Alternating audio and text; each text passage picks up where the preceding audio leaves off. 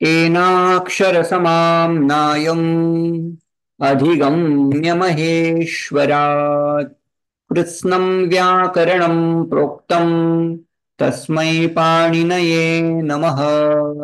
येन धौता गिरः पुंसां विमलैः शब्दवारिभिः तमश्चाज्ञानजं भिन्नं तस्मै पाणिनये नमः। तस्मै पाणिनये नमः। नमो नमः। गतकक्षायां नमो नमः। वर्णानाम् उच्चारणविषये किञ्चित् दृष्टम्। तत्र वर्णानाम् उत्पत्तिः कथं भवति तद्विषये पाणिनिवर्याः पाणिनीयशिक्षाग्रन्थे एवं वदन्ति यत् सर्वप्रथमम् आत्मा बुद्ध्या समेत्यर्थान् नाम आत्मा नाम कोऽपि जीवः। अत्र आत्मा शब्देन साक्षात् सुप्रीम् रियालिटी इत्यादिकं किमपि न स्वीकृत्य कोऽपि यः वक्ता वर्तते जीवः वर्तते सः यदि किञ्चित् वक्तुम् इच्छति वक्तुं काङ्क्षते तदा सः बुद्ध्या बुद्धिमध्ये अर्थं चिन्तयति किमपि वाक्यम् इत्यादिकं चिन्तयति तच्चिन्तयित्वा वक्तुम् इच्छया विवक्षया सः किं करोति मनः प्रयुङ्क्ते मनः युङ्क्ते मनः मनसः उपयोगः सः करोति उपयोगं करोति मनः किं करोति तत्र मनः शब्दवाच्यतां नेतुं कामनया मनोवृत्तिं सः युङ्क्ते ततः मनसा मनः कायाग्निं कायाग्निं नाम अस्माकं या उदरे स्थिता अग्नि भवति जठराग्नि मनः तं जठराग्निम् आहति आहन्ति ततः सः उद्विक्तः कायाग्निः प्राणवायुं प्रेरयति उपरि नयति उपरि आनयति सः प्राणवायुः यदा उपरि आयाति तदा तस्य उच्चारणं त्रिधा भवति त्रिप्रकारकं भवति मन्द्र मध्यम तथा तार इति तस्य प्रकाराः भवन्ति यदा सः प्राणवायुः अन्तस्थात् अस्माकं विवरात् बहिः आयाति तस्य स्थानत्रयं भवति प्रथमं सः उरस्थानीयः यदा उरस्थाने भवति उरस्थानात् उच्चार्यमाणः यः कोऽपि वर्णः अथवा स्वरः सः मन्द्र तस्य उच्चारणं कीदृशं भवति मन्द्रं भवति स्वरस्य एकः प्रकारः यदा सः एव वायुः किञ्चित् उपरि आयाति कण्ठस्थानात् तस्य उत्पत्तिः भवति चेत् सः मध्यमः इति उच्यते यदा सः एव वायुः यदा शिरस्थात् बहिः आयाति शिरस्थात् शिरसि गत्वा पुनः मुखान् बहिर्निस्सरति चेत् सः तारस्वरः इति उच्यते तद्विषयकम् अस्माभिः चिन्तनं कृतं तस्य पुनः एकवारम् अहम् अत्र प्रकारं बोधयामि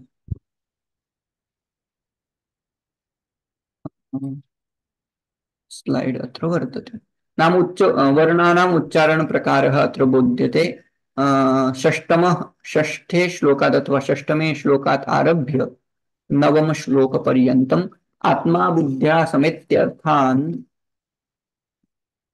मनोयुङ्क्ते विवक्षया मनः कायाग्निम् आहन्ति स प्रेरयति मारुतम् एतद् दृष्टः अस्य विवरणं मया प्रदत्तं पुनः तस्य अपेक्षा नास्ति अग्रे मारुतः यः वायुः प्राणवायुः उरसि चरन् यदा सः उरसि उरोभागे अस्माकं चेस्ट मध्ये आगच्छति अस्माकं फुफ्फुसे यदा आगच्छति तदा मन्द्रं जनयति स्वरं सः स्वरः कीदृशः भवति मन्द्रं मन्द्रं भवति अधिकः नास्ति यथा जपांशु वयम् उपांशु जपं यथा कुर्मः तद्वत् तस्य नादः भवति इति अर्थः पुनः कीदृशः अयम् उच्चारणीयं यदा प्रातः काले वयं गायत्री छन्दं यदा पठामः गायत्री छन्दः अस्माकं कृते एव भवति उपांशु जपद्वारा वयं कुर्मः अन्ये जनाः न शृणुयुः इति धिया यथा वयं जपं कुर्मः गायत्री जपं प्रातः काले तद्वत् स्वरः भवेत्, सः स्वरः मन्द्रं भवति, नाम अधिकः स्पष्टः न भवति इति अर्थः। उरसि यः स्वरः आयाति, यः वर्णः बहिर्निस्सरति, सः वर्णः मन्द्रः भवति इति एकः प्रकारः। ततः द्वितीयः प्रकारः मध्यमः। मध्यमः कीदृशः भवति? यदा सः एव प्राणय वायुः कंठात् बहिर्निस्सरति, कंठात् नाम सः कंठं स्पृष्ट्वा मुखद्वारा एव बहिः आयाति। स्वरः समानमेव, सः स्वरः मुखादेव बहिः निस्सरति, किन्तु तस्य अधिकः स्पष्ट नाम स्पर्शः कुत्र भवति, तदनुसारं तस्य मन्द्र मध्यम तार इति भेदाः भवन्ति। यदा सः उरं स्पृष्ट्वा बहिर्निस्सरति तदा सः मन्द्रम् इति, यदा सः एव कंठं भित्त्वा कंठं स्पृष्ट्वा बहिरायाति तदा सः मध्यमः। सः एव स्वरः यदा वयम् उच्चैः वदामः तदा सः स्वरः शिरसि गच्छति, शिरसि आयाति, मूर्ध्नि आयाति, तत् मूर्ध्नि आयाति पुनः मुखान् बहिः निस्सरति, सः तारस्वरम् इति उच्यते। अत्र अनेन श्लोकेन मध्यमस्वरस्य तथा तारस्वरस्य वर्णनं क्रियते पाणिनि, महर्षि पाणिनि। मारुतः सः एव प्राणवायुः कंठे चरन्, कंठे चरन् मध्यमं भवति इति तात्पर्यार्थम्। किन्तु तस्य उच्चारणं कथं कुर्मः? यथा माध्यन्दिनयुगं, यदा मध्याह्ने वयं प्रष्टुभ इति वृत्तद्वारा इति छन्दस्द्वारा प्रष्टुभ वयं पारायणं यथा कुर्मः, यथा अपरे नाम जनाः, अपरे जनाः यदि श्रोतुं पारयन्ति, समीपे स्थिताः जनाः यदि श्रोतुं पारयन्ति, सः मध्यमः श्लोकः, मध्यमः स्वरः इति प्रकारः। तथा यः मारुतः शीर्षण्यं गच्छति सः तार स्वरः उच्यते, अथवा सः तारं स्वरं जनयति इति प्रकारः। अस्य छन्दस् कीदृशः? जागताङ्गम्। अत्र एतद् ज्ञातव्यं पूर्वं। गायत्री छन्दः, तृष्टुभ छन्दः, जगती छन्दः। गायत्री छन्दः प्रायः यज्ञ नाम प्रातः काले तस्य उच्चारणं भवति। त्रष्टुभ छन्दः यदा भवति तस्य उच्चारणं मध्याह्ने तथा जगति इत्यस्य सायंकाले इति वदन्ति।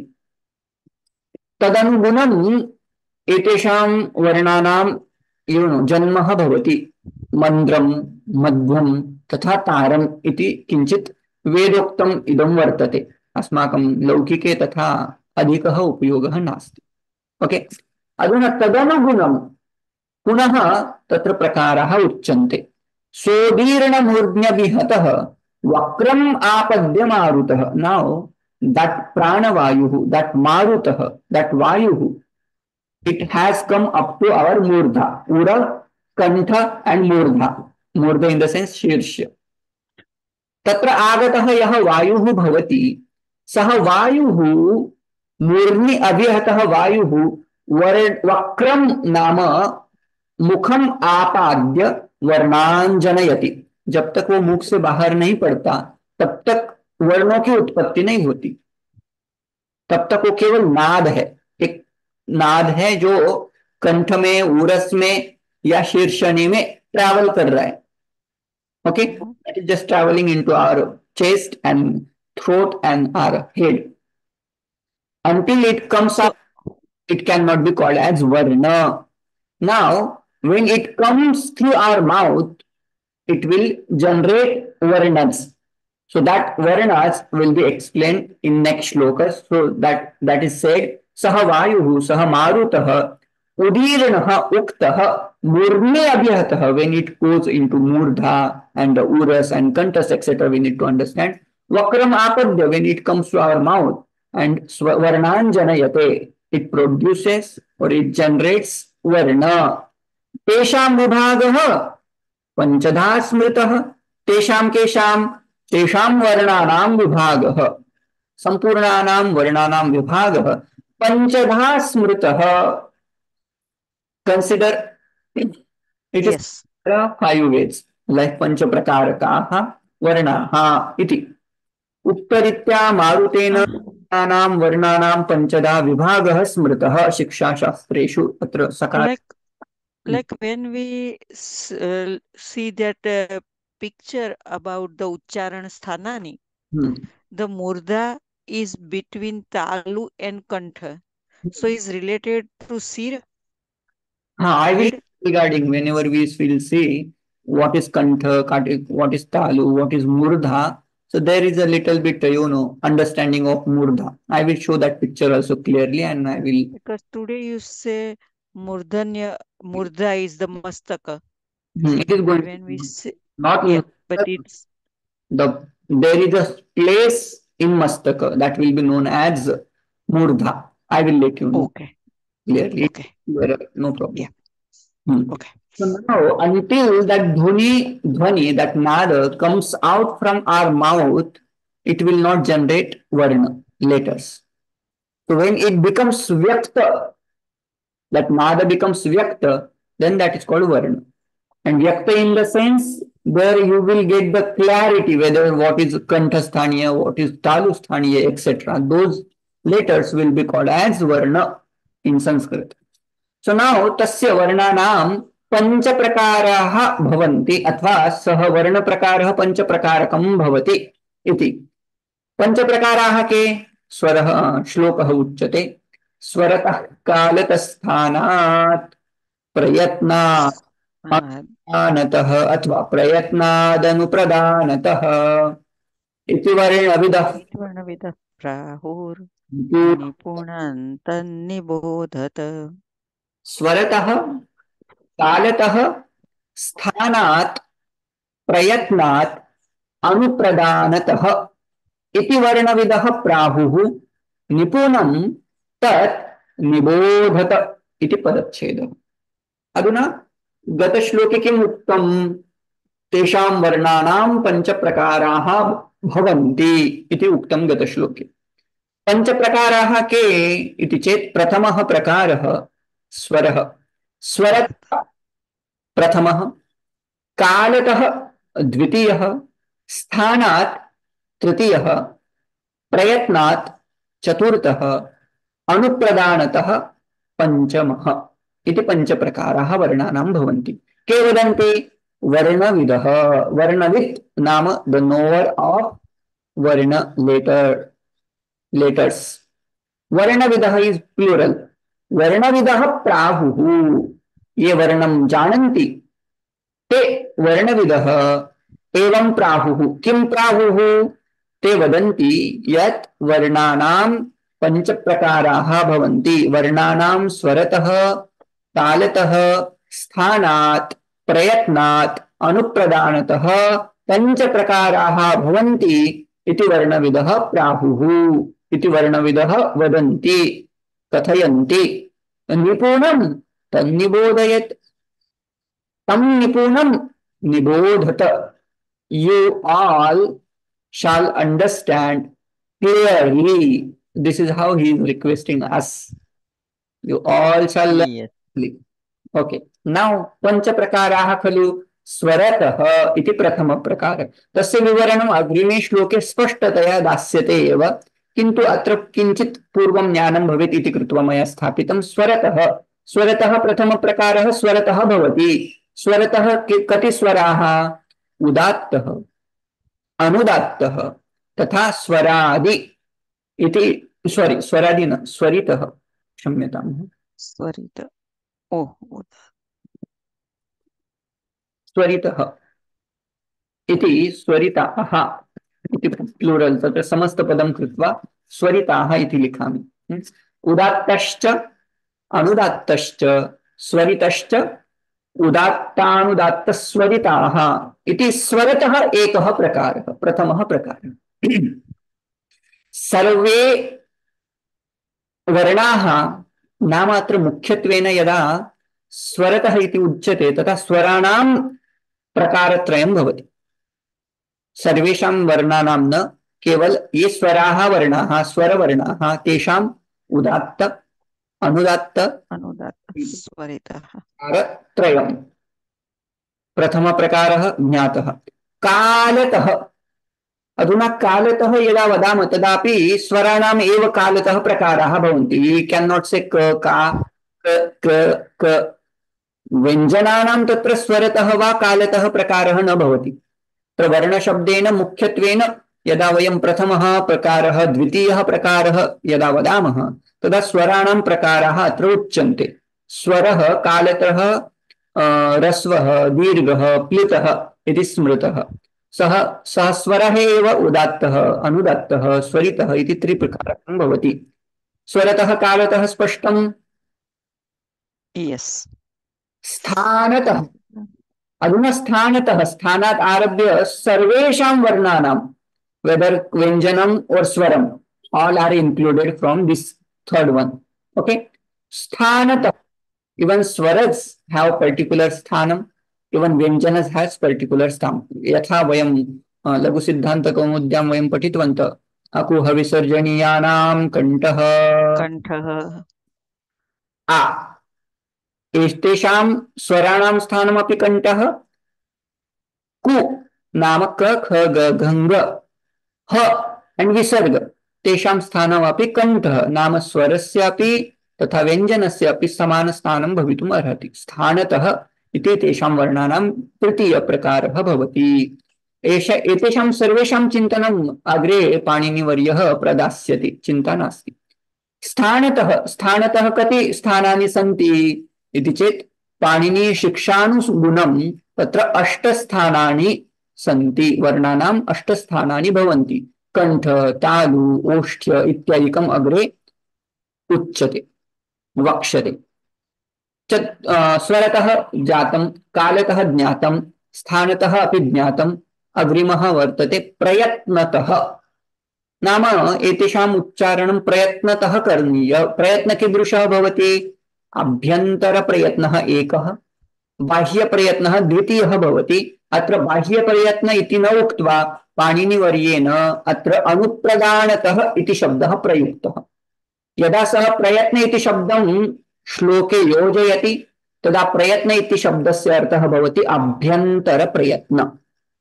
यदा सः अनुप्रदान इति शब्दं प्रयुङ्क्ते तदा तस्य अर्थः भवति बाह्यप्रयत्नः इति स्पष्टं भवेत्। अधुना श्लोकः स्पष्टः स्यात्। वर्णानां पञ्चप्रकाराः, वर्ण पञ्चप्रकारकं भवति, प्रकारकः भवति। स्वरतः कालतः स्थानतः प्रयत्नतः अनुप्रदानतः नाम बाह्य प्रयत्नतः।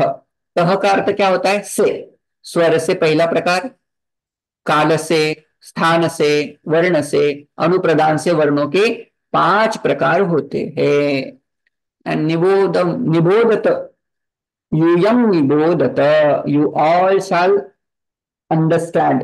कीदृशं तम, तम वर्ण प्रकारणं, वर्ण प्रकारकं निपुणं स्पष्टं सम्यक्तया निबोधत इत्यर्थः। अस्तु, अधुना कः प्रकारः? प्रथम प्रकारकः स्वरतः इति। स्वरतः। स्वरतः कीदृशं भवति तस्य कृते उच्यते उदात्तानुदात्तश्च स्वरितश्च स्वरास्त्रयः ह्रस्वो दीर्घः लतो अचि। अचि। उदात्त उदात्त इति भवेत्। उदात्त अत्र डबल त भवेत्। हा, उदात्त अनुदात्तश्च स्वरितश्च स्वराः त्रयः। ऐ एम् डूइंग अ पदच्छेद। उदात्त अत्र किञ्चित् अत्र लिखामि, क्लियर् करोमि। ओके। उदात्तः, उदात्त अनुदात्तः च स्वरितः च स्वराः त्रयः। एते त्रयः प्रकाराः कीदृशं भवति? स्वरतः। स्वरतः। अग्रिमः, अग्रिमा पंक्ति कालतः ह्रस्वः दीर्घः प्लुतः इति कालतः कालतः। अचि। अधुना अच् यदा उच्यते अच् शब्देन अत्र किं स्वीकर्तव्यं?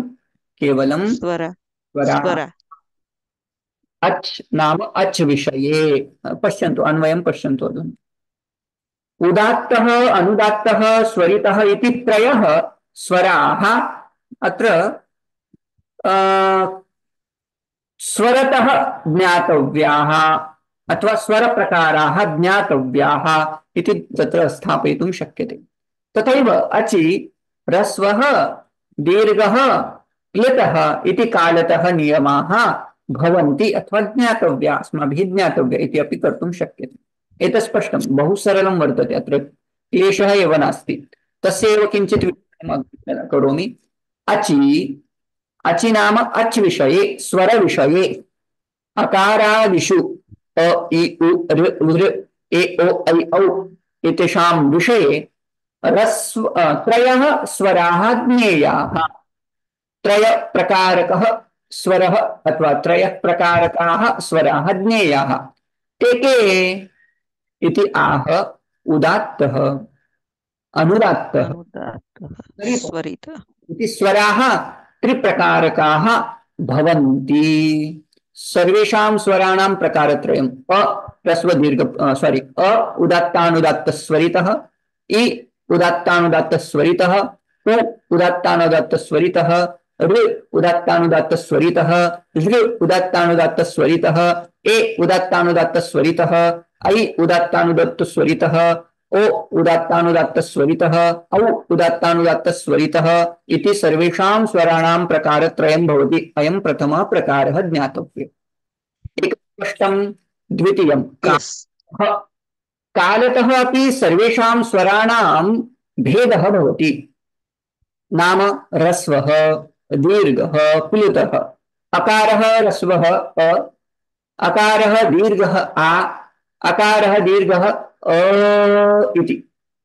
तद्वत् इ उ ऋ ऋ ए ऐ ओ औ एतेषां सर्वेषां ह्रस्व दीर्घ प्लुत इति नियमतः कालतः भेदः ज्ञातव्यः।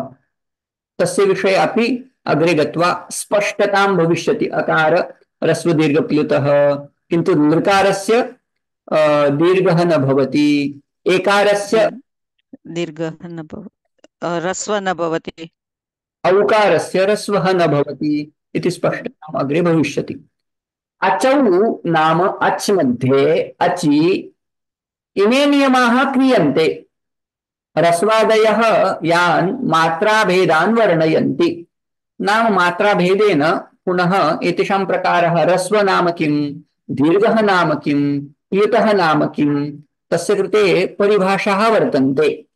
यथा मया पूर्वं लघुसिद्धान्तकौमुद्यां यदा इंट्रोडक्शन दत्तमासीत् तदा एव ह्रस्वः कः, दीर्घः कः, प्लुतः कः इत्यादिकं वर्णम् इत्यादिकम् उक्तमासीत्। यथा एकमात्रो भवेद् ह्रस्वः, द्विमात्रो दीर्घ उच्यते, त्रिमात्रस्तु प्लुतो ज्ञेयः, व्यञ्जनश्चार्धमात्रकम्।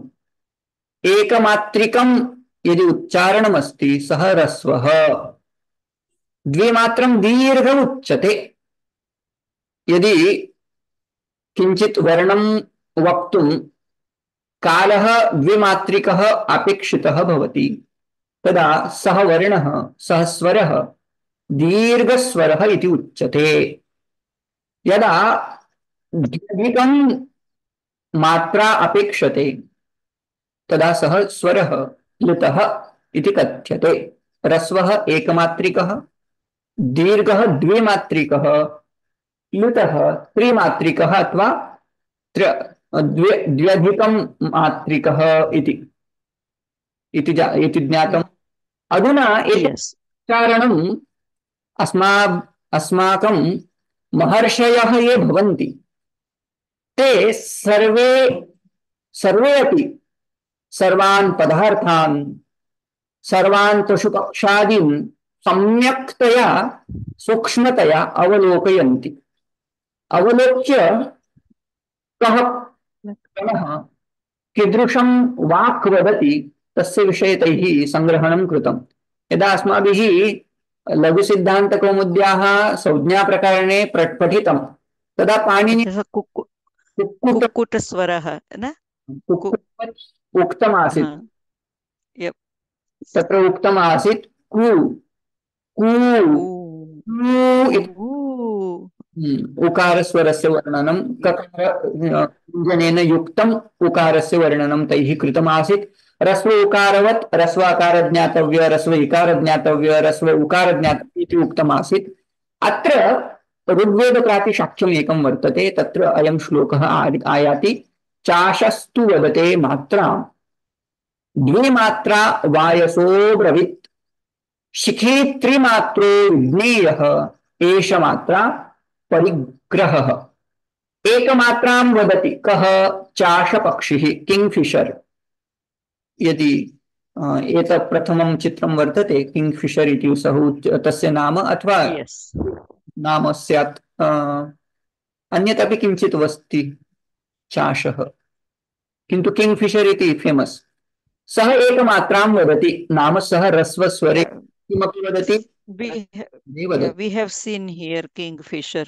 तत्र यूट्यूब् मध्ये अपि तस्य सर्वेषाम् एतेषाम् उपलभ्यते। किङ्ग्फिशर् इति टैप् कुर्मश्चेत् तस्य उच्चारणं कीदृशं भवति तद् प्रदीयते। तद्वत् द्विमात्रा वायसो ब्रवीत्, वायसः नाम काकः। सः काकः कीदृशं वदति? द्विमात्रिकं, तस्य उच्चारणं द्विमात्रिकं भवति, दीर्घः भवति इत्यर्थः। शिखी नाम यस्य शिखा वर्तते सः शिखी, मयूरः। शिखी त्रिमात्रो विज्ञेयः, तेषां शिखिणां यदि उच्चारणं पश्यामः चेत् सः अपि तद्वद् वदति। त्रिमात्रिकः तस्य स्वरः भवति, दीर्घ उच्यते तेन।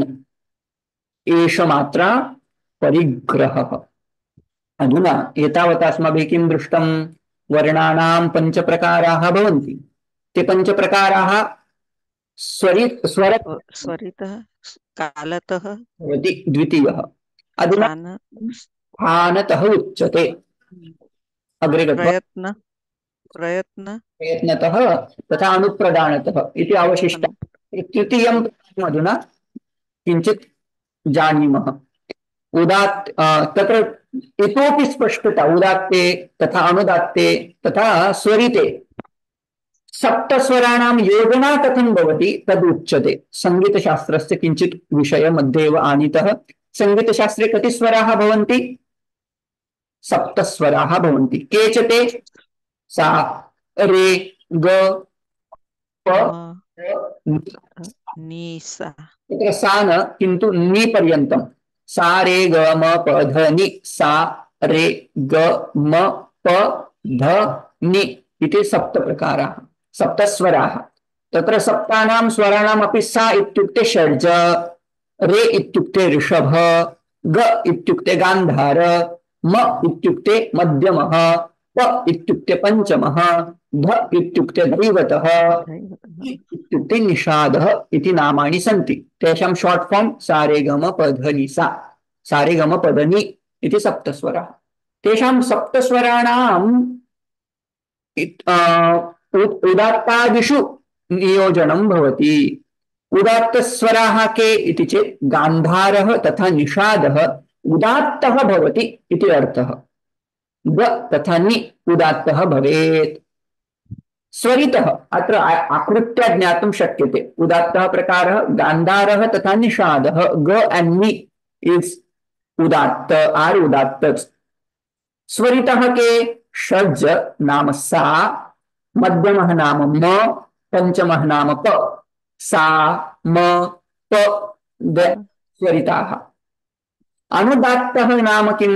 के इति चेत् ऋषभः नाम रे, दैवतः नाम ध। एतौ द्वौ अनुदात्तौ। तदेव श्लोके अधुना उक्तम्। एकवारं श्लोकं पठामः। उदात्ते निषाद गान्धारौ, अनुदात्ते अनुदात्त ऋषभ दैवतौ, स्वरित प्रभवा हेते षड्ज मध्यम पंचमाः। पुनः एकवारं पठामि। उदात्ते निषाद गांधारा वनुदात्त ऋषभदैवतौ स्वरित प्रभवा हेते षड्ज मध्यम पंचमाः। अधुना तेषाम् एव विवरणं दीयते। उदात्ते उदात्ते स्वरे उदात्तौ स्वरमध्ये निषादः तथा गान्धारः इति प्रकारद्वयम् प्रादुर्भवति। अनुदात्ते ऋषभदैवतौ ऋषभ नाम रे एंड दैवत नाम ध इति अनुदात्ते उच्यते।